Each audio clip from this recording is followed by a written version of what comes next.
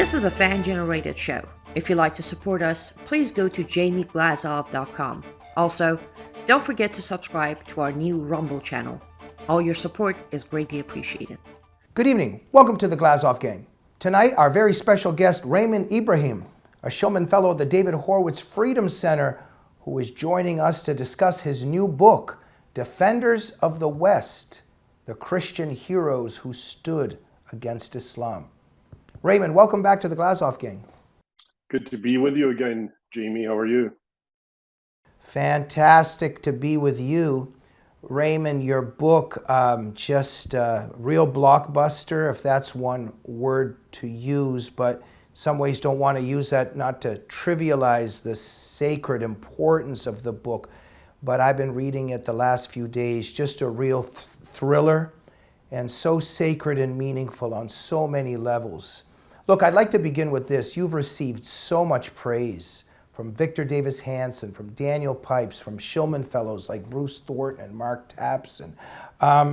Before we begin, tell us a little bit about all this praise that the book has received. Yeah, Jamie, it's gotten a lot of praise from the men that you just mentioned and others as well. And I think in many ways, because this book is a follow-up to my last book, Sword and Scimitar, and a lot of people that book was very well received, and so this book really complements that one, but in a different way, which we'll get into. I think it's more it inspires readers more than simply instructs, as the other one did in history. But yeah, lots of people have. I have the book right here, and I'm grateful to all the people who blurbed it. Here's Victor Davis Hanson's blurb. He actually wrote the foreword to the book. So this blurb is extrapolated from his foreword, and it is, quote, "Defenders of the West is engaging storytelling of fascinating people and forgotten events at its best. Although anchored in arcane or archaic texts, it reads and flows like an adroitly crafted novel, buttressed by a scholarship that allows those of the past to speak for the past." So I think that's one of its main appeals to a lot of the people who've actually perused through it or read it at this point. Mm-hmm. Absolutely. So look, Raymond, we're going to touch on lots of things here, but people should read the book. Obviously, they really need to read this book. I want to focus in. Of course, we're going to talk about the details of the book, these 8 Western defenders against violent Islamic jihad that you focus on. But we also obviously want to talk about the significance of the book, what it means for today, and among many other things. Raymond, while I was reading it, I was thinking, everything that you're writing about, I mean, the media today, the left has to ignore this book. It has to ignore this book because even to begin with, when you are documenting these 8 Western defenders against Islamic jihad, even to start with, the left and the establishment media would say, what Islamic jihad? There is no Islamic jihad. Islam is a religion of peace. If it did spread in any way, it was because Muslims were running around hugging everybody and handing out leaflets. So let's begin with this. Islam was spread by the sword. And it was spread by the sword because of Islamic teachings and the example of Muhammad. And the Crusades and what Christians did in terms of quote-unquote war was actually self-defense. Now, I know that what I'm stating is just a given, but let's talk about this a bit. I mean, Raymond, even the very premises of what you're writing about is denied today. Exactly, Jamie. The book, Defenders of the West, what's interesting about it is you really have, as you said, these are blockbuster, I agree with that term, really blockbuster stories. There are 8 chapters. Each one's devoted to one man. And each one, and I'm very careful with my sources. I don't say anything unless I can quote it and trace it to an actual document or a source, oftentimes primary sources. So, even by that kind of strict approach, if you read any one of these chapters, it's just an amazing story. And it's, it goes to that idea where in truth is stranger than fiction. when they make blockbuster movies and they just make them out of their head. It's all fictitious.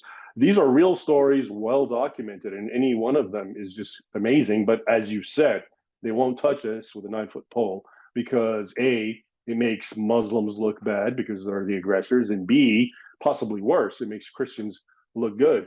But now, having said that, as to the significance and what you're intimating at, actually, and which I completely agree with, is as you read this book, I mean, it was my intention simply to write biographies of these 8 men and their conflicts with Islam, but you will see a constant, connection between all of them, even though they're separated oftentimes by centuries and location and so forth. And you find always that it's the Muslims who are the aggressors, who have either they're the aggressors in the sense because they've taken away or stolen land through conquest, such as the Holy Land, or really all of the Middle East, North Africa, which is what in many ways provoked the Crusades, or they were defending their lands, for example, in Spain in the Reconquista, or in the Balkans, trying to drive the Ottoman Muslim Turks out. This is why, and this is why these men, I'm trying to kind of resuscitate them, because they were always famous and impressive and known to posterity, and for their feats and at arms and just for their dedication and self-sacrifice. But they've been completely not only just ignored, but wherever they do pop up, they're the bad guys now, for the very reasons that you outlined, because of the whole what leftist kind of approach, where if you're Western history is always evil, and everyone else in the past, even when they fight against the West, are the good guys, because we know the West is always evil. So I think a lot that dynamic is definitely at play, and one of the reasons I tried to offer this book as a corrective. Well, tell us, okay, what I want to say here is, like, even when throughout the years when I've debated with Muslims or with Muslim apologists and they tell me Islam's religion of peace, and then you ask basic questions, because if Christians had to defend themselves in Asia, in Africa, in Europe, in Spain or France, I mean, what were the Muslims doing there? I mean, let's just begin with that. What are Muslims doing in Europe and Asia and Africa if they're from, Arabia? So, yeah, excellent observation. So the reality is, and as documented forthrightly in Islamic sources, early 8th and 9th century Islamic Arabic texts, they went on the offensive, and they conquered non-Muslim peoples, all of North Africa, Southwest Asia, which was primarily, of course, Christian, with large pockets of Jews in Alexandria and other cities. So they completely swept through, conquered it, went into Spain, conquered it, went into France, devastated it till the Battle of Tours, and they stayed there actually for decades, if not centuries. And they were even in Switzerland, and they went to Iceland to gather slaves. And the Ottomans took all the Balkans, and the Tatar Mongols took Russia for a time. And what's funny is, until today, Muslims, when they teach this history, the logic, believe it or not, is that this was a preemptive strike, because we knew that infidels are inherently bad, and they were going to come and attack the homeland of Islam in Arabia, which was, of course, the home of Islam. The Arabs and Muhammad, who was an Arab, they could have become Muslims and just stayed in Arabia. No one was really out to conquer them, but they spread out. And amazingly, it's really being taught and believed as that this was a preemptive thing, so we can guard Arabia, which is the Prophet's home, and no infidel is supposed to enter it, and that's Mecca and Medina and so forth. And B, of course, because bringing the light of Islam through offensive jihad to infidels is obligatory in Islam and seen as an altruistic and good thing. Well, Raymond, the Muslims who did engage in this expansion and going abroad with the sword, they did this against their religion's teachings and the example of Muhammad, because the example of Muhammad was him just hugging people, and the Quran just says to just love your neighbor and never raise the sword. Or do I have something wrong here?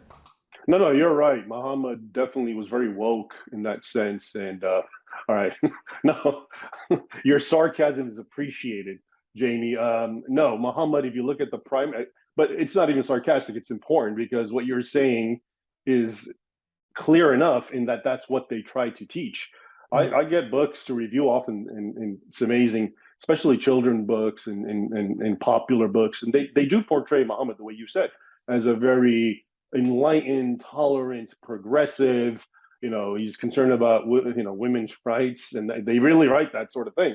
But as usual, and this is, I think, why it's important when we talk about history and these books, and this topic, is that always, invariably, when you go to the original sources, it's basically what ISIS is telling us. So when ISIS says it's incumbent upon us as Muslims to fight and hate you, which they've done, despite anything you've done, you could be nice to us. They've said this, ISIS, you, the West, and any non-Muslim can be nice to us, but we have to fight and subjugate and possibly kill you if you rebel, according to the teachings of the Quran and Muhammad. Well, that is actually the teachings of the Quran and Muhammad. And if you look at this book, Defenders of the West, for example, you will see that I focus on 6 centuries or so, and it's one long manifestation that proves this doctrine was at work, that Muslims were the aggressors and they were engaged in jihad and subjugating and enslaving and raping infidels, destroying churches, all the things that the Islamic State did and that they told us was not Islamic was on sharp display for well over a millennium, not by an aberrant and a ragtag group of terrorists, but actually by the leaders of the Islamic world, the sultans, the caliphs, the caliphates, the emirates. All of them were mobilized and warring on the Christian West, again, on the same exact logic that ISIS cites. Yeah. It was so inspiring to read your book in the sense of just knowing that at one time the West and Christianity, that there hadn't yet been a castration, an emasculation, and I could use some other words. I mean, today the West is, what words do we use? We're just laying down and allowing the conquering of our civilization. But you write about Spain's El Cid, England's Richard Lionheart, the real Count Dracula. Tell us about why you chose these 8 individuals. Sure, Jamie. Well, first, I've always been, I've admired their stories and their struggles vis-a-vis Islamic radical jihad over the centuries. So I've known about them and I've studied them way back from, 2 decades ago. And during the selection process, I had the 8 men that I ended up writing about, but I actually had a larger net. And what had happened is, because I actually mentioned some very important heroes in the last book, Sword and Scimitar, and I have in mind people like John Sobieski of Poland, who saved Vienna when the Ottomans encircled and besieged it in 1683, and even lesser known figures such as Nicephorus Phocas, an Eastern Roman emperor or Byzantine emperor, as they call it, who was, his story is very fascinating as well. But because I wrote a lot about those kinds of guys in Sword and Scimitar, I really was able to focus more on the men that I left out. And that's really what I think was important about this book, Defenders in the West and Sword and Scimitar. In Sword and Scimitar, it focused on 8 decisive battles. And, the people who fought on both sides and lost and won were whatever they were. And I talked about it in that capacity. But in this book, I talk about 8 decisive men who were not necessarily always victorious against Islam, but it's really about their heart and passion and courage and commitment and self-sacrifice that made me end up choosing who I ended up choosing. Some of them, you'll be surprised, were very unsuccessful, but just based on the commitment and the sacrifice that they made, they were known as great heroes throughout history. And one of them actually is King Louis, Louis IX, who's known as St. Louis, and the city in Missouri, St. Louis, is actually named after him. And it's ironic because he actually was, the first time you probably heard of him in the news recently was in 2020 during a BLM riot. This is the summer of George Floyd, when they were knocking down all sorts of statues of Western heroes, and St. Louis was one of them. And the reason, of course, is because as they cited, he was an Islamophobe. He attacked and fought Muslims. Well, as I shown in the actual chronicles, it was Muslims who were attacking and killing Christians. And what Louis did, it was just come and try to defend them.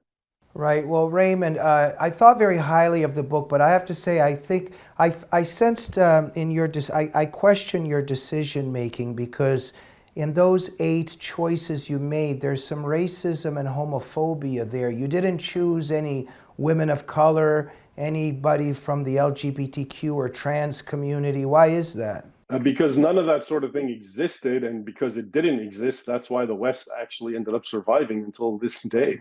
Mm, Another way we can put it is, mm, the things that we call toxic masculinity and the mm, patriarch are actually what were responsible for saving and preserving Western civilization. If mm, we had, if the West in the centuries that I discuss and cover in this book was governed by the sorts of people and the mentality that we have today, where you have a cross dresser that insists he's a woman and he gets some sort of military honors, talking about Levine, Rachel Levine, and anyone else. I mean, yeah. this is the whole point of this book. I'm trying to show the reality and how Yeah. men fought and inspired their own fellow citizenry. Today, we have the exact opposite, where Yeah. it's complete opposite, where no one wants to stand up for anything because we see what that means nowadays. It's, as you said earlier, emasculated, neutered, and all sorts of things that are the antithesis of what I'm trying to hopefully resuscitate through this book. Right. And your book shows that Christianity was a muscular religion. That's one thing. Today, I mean, in terms of where Pope Francis stands, I mean, let's even talk about the West here for a minute, what they're doing to what the Democrats and the left are doing to the American military. They've done a lot of damage with these vaccine mandates. They're teaching pure Marxism now. They're focusing on drag queen shows. And meanwhile, we've got jihadists, Iran with the nuclear weapon and other aggressions, China. It's kind of a tragic situation today, isn't it? It's very tragic. And it shows you how demoralizing things have become.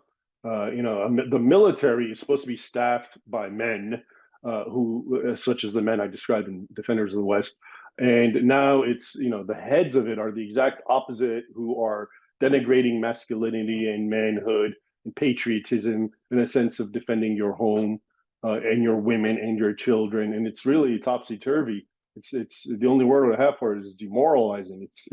And again, this is one of the reasons I wanted to write this book, because I wanted to remind people that it wasn't always like this. Back then, it was actually the leaders, the highest echelons of leadership, that sacrificed the most on behalf of their people, their culture, their religion. As you see in the book, in in the various chapters, several of these people were kings, and they just sacrificed everything to go and fight, and ended up dying. And others were great lords and dukes and counts and so forth. So we need to remember that.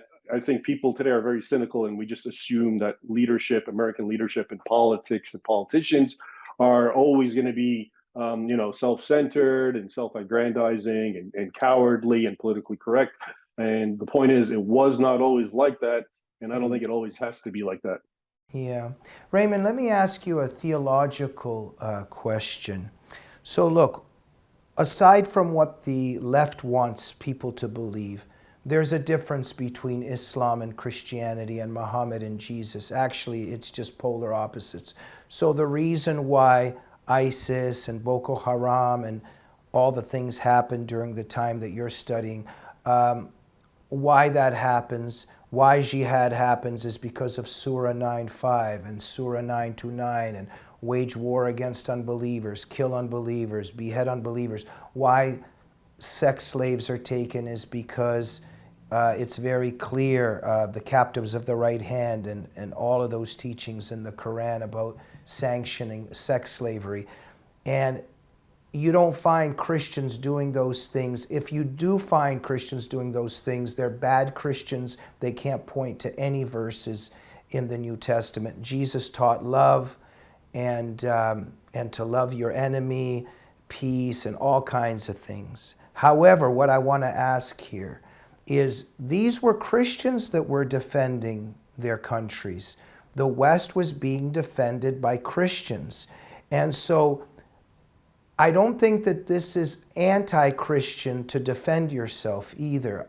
The church was behind it very much. Tell us a little bit about how, while Christianity is a religion of peace, At the same time, these defenders of the West that you write about were very good Christians, because it is still Christian to defend yourself, your wife, your children, and your land. Yeah, this is an excellent point, Jamie, which I actually address in the introduction of the book, because without understanding this question, you won't understand how these men were even Christians. And in fact, this is why so many people criticize and dismiss them as not being Christians, because they actually warred and fought and had no compunction about it whatsoever. And what we have to understand is it's only very recently that the popular sense of Christianity has become what I sort of term doormat Christianity. The idea where you just let anyone walk all over you, and it's assumed that this is what Jesus wanted and this is what the Bible teaches. Well, I think not. Jesus himself, who said, turn the other cheek if someone slaps you. The only recorded instance in the Bible where he got slapped, he didn't turn his other cheek, and he challenged his slapper. This is when he was being judged earlier before Pilate, in the temple, I believe. He challenged him. Why did you slap me? But even above and beyond that, you look at John the Baptist, or when Jesus, for example, a centurion came to him, and Jesus ended up healing his servant. He didn't tell him, now go and stop being a centurion, meaning being a leader in one of the most brutal and violent armies. He didn't say that, because, and nor did John the Baptist, when soldiers came to him asking him what they should do. He said, be content with your wages. So the point is, all throughout history, from the beginning of Christianity up until very recently, there was the idea of just war theory. And St. Augustine, for example, is one of the chief articulators. And it basically says that, as a Christian, yes, you should be peaceful. And in your own individual life, you should be very forgiving. But there has to be a state of law and order. And you're definitely permitted to protect yourself and fight back. And I think this is what so many modern Christians, under some negative influence, have come to believe the opposite, which is you can't do that. That to be a true Christian, like I said, you have to be some sort of doormat and let everyone walk over you. And if you actually stand up for something, including militarily, then you're not a Christian. So, like I said in the book, though, I really get into the doctrine that justifies just war. And I even quote many of these men when they fought, they themselves would cite the verses and the idea of just war doctrine. So I think that's one of the most important things that people can A, learn from the book, and B, that really needs to be redeemed in Western society, especially amongst Christians. Absolutely, and thank you for doing that, Raymond. Raymond, I'm very interested in miracles. And when we study, for instance, the history of Israel, 48 war, 67, 73, all those Arab nations surrounding Israel. I mean, in many respects, the Jews didn't have a chance, but they won. And there are many, I've studied a lot of this stuff, and I've even talked to some people that know, and they had relatives that told them, and granddads or dads, etc. There were true miracles that happened on many occasions, when there would be whatever, like 1 million Arab tanks, and there was just one person, one Jewish Israeli soldier somewhere, and that later the Syrians or the the Arabs that were fighting were saying that they saw like 1 million Israeli tanks behind one soldier, but those tanks were never there. Stories like that, right? And then they ran away because of that. And as Christians, the way that the Holy Spirit and how God put Jesus into Mary's womb, a miracle. Jesus' resurrection, miracle. How Jesus walked on water. And in the stories that you tell, there are miracles. Could you talk about that a bit and maybe tell us about one? Absolutely. You're very correct about the parallels, which themselves, because they're in different times and places and contexts, really validate this idea. You were talking about in the Jewish wars where they would see legions of armies. So to give you one example, in the Battle of Antioch, which took place after the first Crusaders had conquered, or rather reclaimed Antioch, because a few years earlier Muslims had seized it from Christians and the Crusaders had liberated. But when it was all said and done, they were in there. The Crusaders were thousands of miles away from their homes, vastly outnumbered. Most of them had died. from pestilence and famine and just fighting with Muslims. And then finally the Muslims they took them seriously and got a massive army together and went to confront and to essentially annihilate them. And it's interesting because, speaking of just war theory, the Muslim said, "What are you doing here? Why are you even bothering?" And that's when the Christian said, "This was our land. You stole it. You seized it from Christendom, and so forth."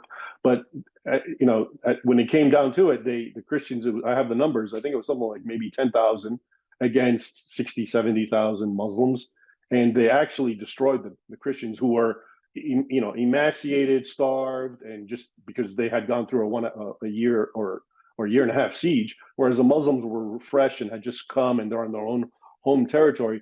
And that battle in the historiography of the time is always described as a vast miracle, with the Crusaders and soldiers seeing armies and heavenly hosts descending and helping them. So it's very, very similar to what you described, which I'm familiar with as well, with Israel and its wars with the Arabs. And I find that continuum very interesting. And again, I try to bring it in the book, though I know most readers approach this with a very secularist bent, and they'll immediately dismiss it as, whatever, mass hallucination or whatever, just superstition. But it's at least important because it helps you understand how they thought back then. Yeah, profound stuff. We're going to take a quick break and get a word from our sponsors. Dear ladies and gentlemen, I recently got one of Mike Lindell's pillows and comforters at mybillow.com, and I started getting some of the most restful sleeps in my life. And you can do the same. Go to mypillow.com and use code GG21 to get incredible and amazing discounts. Or just call 1-800-854-0673. While you're doing that, you'll know that you're supporting Mike Lindell, a true American hero fighting a true American cause. And you'll also be supporting the Glazov Gang. Thank you. May God bless you, and may God bless America. And we are back with the great Raymond Ibrahim discussing his book, Defenders of the West. Raymond, if it wasn't for the United States and, of course, Britain and perhaps some others during the Second World War, we might all be speaking German today. If it wasn't for the United States during the Cold War, arguably we might all be speaking Russian. If it wasn't for these heroes that you document, would there even be a West today? You know what? I'm going to answer that question to you by, in the book, I have a quote from none other than Theodore Roosevelt. Teddy Roosevelt, the president, U.S. president, who himself was actually a great historian, very perceptive and knowledgeable. So let me answer it to you. And here's a quote. He writes, "Christianity was saved in Europe solely because the peoples of Europe fought. If the peoples of Europe in the 7th and 8th centuries, and on up to and including the 17th century, had not possessed a military equality with, and gradually a growing superiority over the Mohammedans who invaded Europe, Europe would at this very moment would be Mohammedan, and the Christian religion would be exterminated. Wherever the Mohammedans have had complete sway, wherever the Christians have been unable to resist them by the sword, Christianity has ultimately perished." And that just perfectly, and again, like I said, this is Teddy Roosevelt's writing around the turn of the 19th century. And so and this was well known, it was understood, because if you look at the history of Europe, all that surrounds Europe, what do you have are Muslim nations, right? You have south of the Mediterranean, North Africa, east of the Mediterranean, you have the Middle East, and then east of Russia, you have Mongolia, but in the southeast you have the Stan nations, Kazakhstan and Crimea, and all those countries were Islamic. But what's interesting, and what few people know, and what I discuss in the book, is all those countries were actually Christian majority, and so that's the amount of Christian land that was conquered and annexed. And then everything else in the center, which was Europe proper, was completely bombarded century after century, as in that quote. The Teddy Roosevelt quote, which is true, and yet it's really sad how many Americans or Westerners in general even have an idea about this. They don't. In their mind, if you mention history and a conflict between Europeans and Muslims, it invariably goes to the Crusades in their mind, and the Crusades in a vacuum. So they don't understand that 4 centuries before the Crusades, Muslims had invaded and conquered all those Christian territories and were actually continuing and encroaching closer and creating even more havoc in the Holy Land. And that's what prompted the crusade. So it's really sad that people just don't know their own history. Raymond, were you invited on CNN to discuss your book? I think not, unless I missed their email. MSNBC? Nope.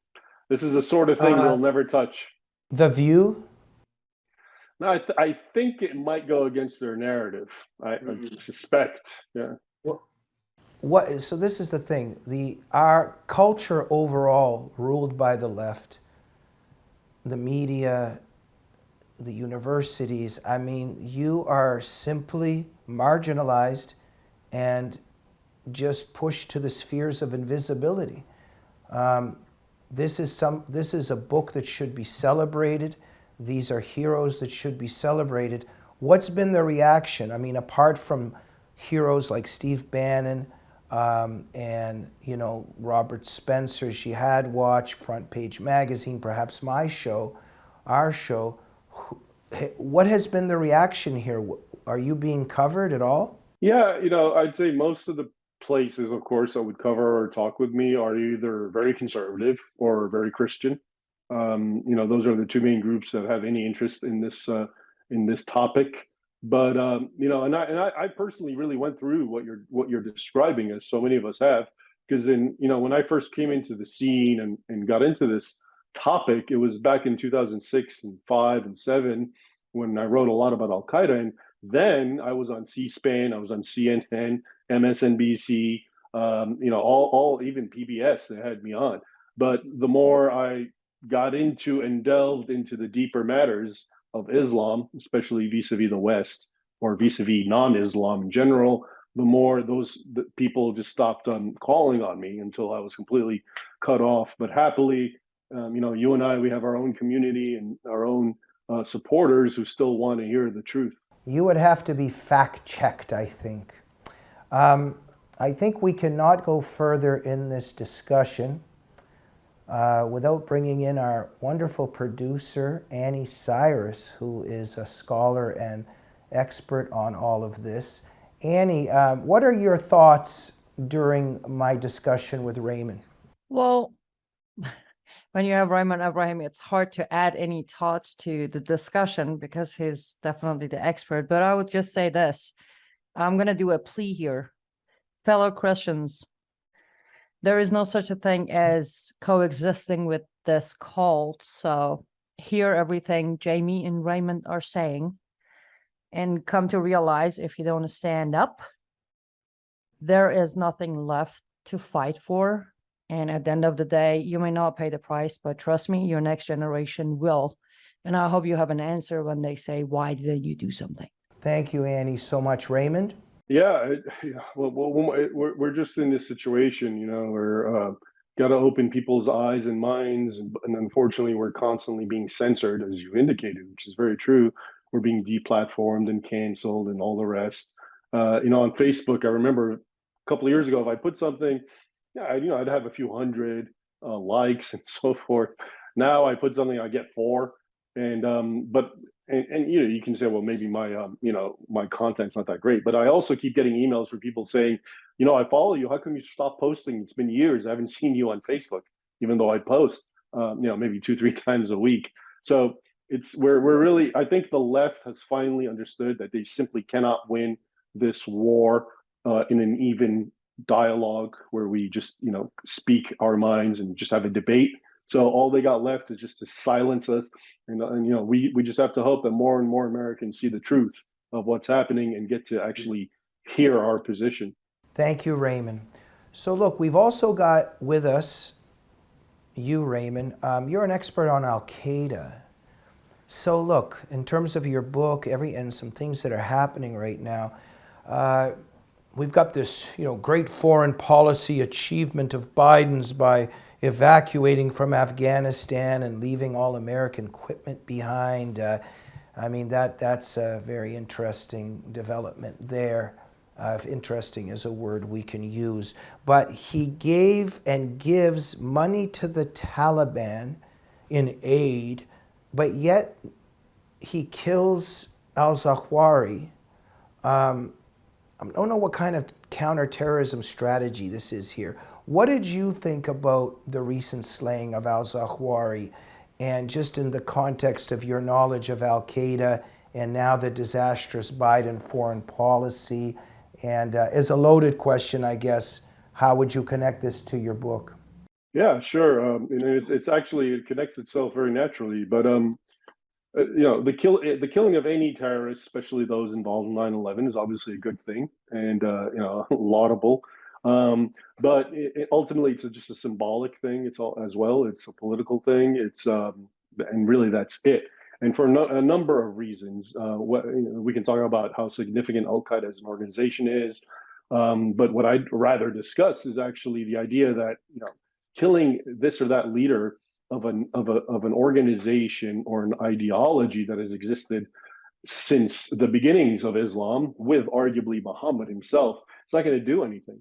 Muhammad himself, who was a jihadist warlord, when you look at it, his actual life, when he fled to Medina, and then the next 10 years between 622 and his death, 632, he was a warlord who waged, Bedouin raids on his enemies of Mecca until he actually conquered it.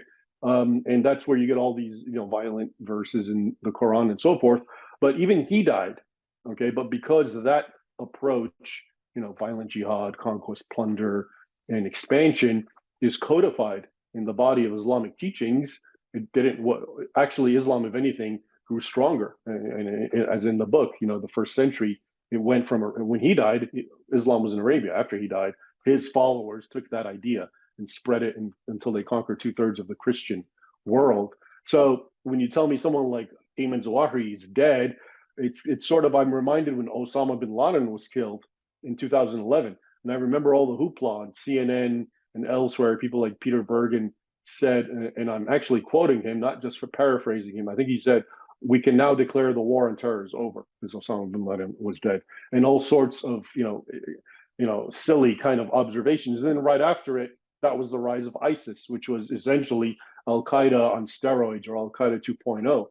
And this was, of course, to be expected. So getting rid of Zawahiri, intrinsically good, instrumentally not going to have any kind of impact whatsoever. He was already, I think, 71, marginalized, not even much of a political figure or a jihadist figure at that point.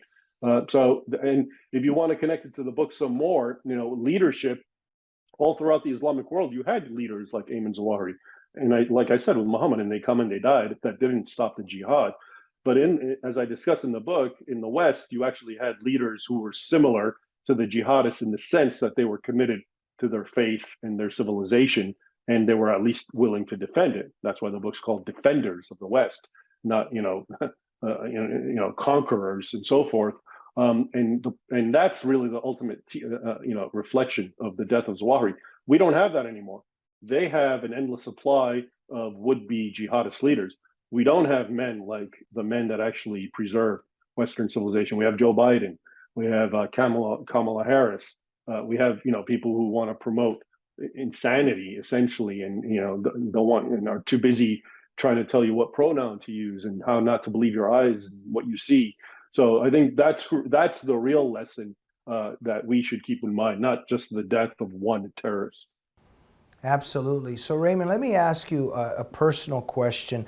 Those of us who are fighting for freedom, for liberty, for America, for the West, each of us has our own strategy of how to stay sane, how to keep our minds in check, because the way I see it, in terms of myself, all my life, I've seen, let's say I'll use an analogy, just a large body of water, and it's about to break through a dam. And the water is the enemies of freedom.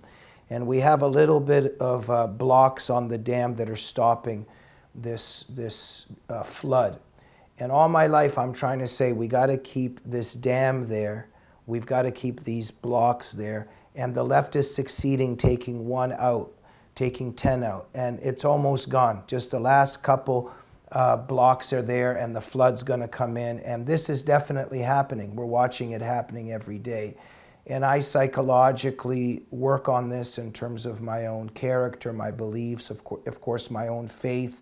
And we have to be prepared. We fight till our dying breath, but we have to be prepared for what Christ warns us about in terms of the last days, in terms of the Antichrist, or even if it's not the last days, there will always be that painful period. And we know through Christ Jesus, of course, through Christ's resurrection, he has already won and we went through him. We got that. But there will be a painful period on this earth.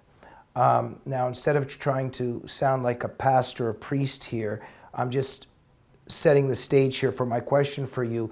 Your specialty is connected to something that must be extremely frustrating, because you're trying to tell the truth about Islam, and all we really see is Sharia and jihad winning, conquering, and you not being allowed to tell the truth. How do you persevere as a person intellectually and with your faith in these suffocating totalitarian circumstances? Well, I try to be like the men that I described in this book. You know, I mean, they faced insurmountable odds, but they had enough faith and courage and perseverance.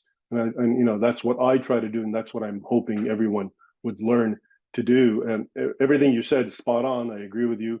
And you know, it's the Islam thing, especially. It's just, I think the good news, of course, is while I agree with you with the analogy of, you know, this wall that's about to burst asunder from a flood, you know, I think ultimately it has to get worse before it gets better.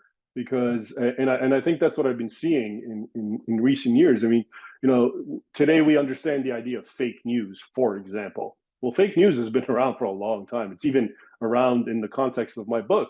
The characters that I discuss today in academia are, as I've said, demonized and portrayed. They're the bad guys because they went against Muslims and so forth. So that sort of thing has really been embedded in Western society for a long time, you know, many, many decades. But I think people are finally starting to understand it, and they're starting to see how bad it's getting. And so, in a way, in a really perverse way, the worse it gets, the better it might get. If only because it's things are going to, you know, come to a head, which it has to. Otherwise, you know, if you look at the last few years and decades, it was a slow motion.